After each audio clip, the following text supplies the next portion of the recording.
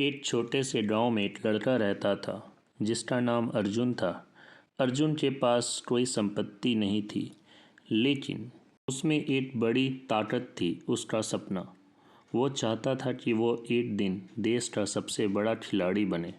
हालांकि उसका गांव दूर दराज था और वहाँ की परिस्थितियाँ मुश्किल थी। उसके पास ट्रेनिंग के लिए सुविधाएं नहीं थी, लेकिन उसने कभी हार नहीं मानी। अर्जुन रोज सुबह उठकर गांव के खाली मैदान में दौड़ता, कभी धूल में, कभी बारिश में, तो कभी कड़ी धूप में।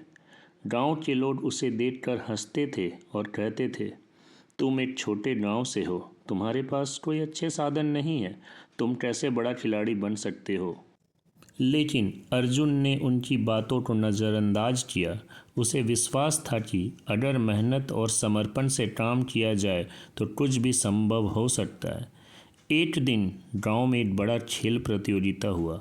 अर्जुन ने भी उसमें भाग लिया। हालांकि वो सबसे छोटा और सबसे साधारण खिलाड़ी था।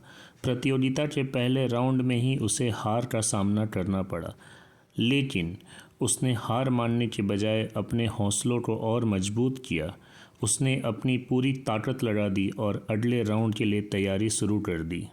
अर्जुन ने अपनी मेहनत को और बढ़ाया और दूसरे राउंड में उसने सभी को चौंका दिया। अंत में उसने प्रतियोगिता जीत ली। गांव के लोग जो कभी उसे मजाक उड़ाते थे, अब उसकी सफलता को देखकर हैरान रह गए।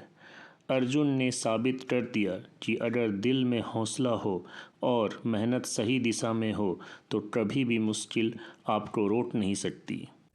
उसकी जीत सिर्फ खेल तक सीमित नहीं थी, बल्कि यह उन सभी लोगों के लिए एक संदेश थी जो कभी अपना सपना देखना छोड़ देते हैं।